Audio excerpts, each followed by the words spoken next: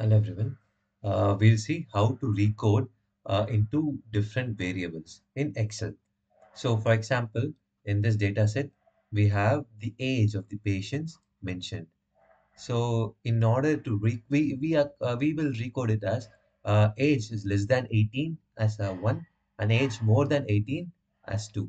So how can we do this?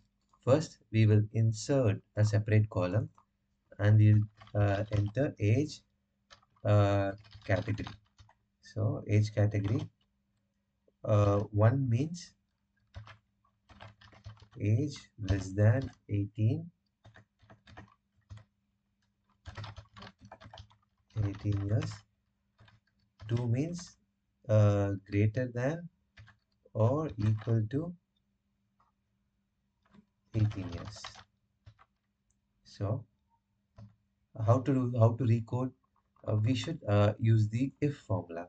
So if we are entering the cell name, if B2 is less than 18, then recode it as 1. Okay. If again B2 is more than 18, then recode it as 2. So we have now given enter the formula, and if we simply click enter, then it will give the recoded value.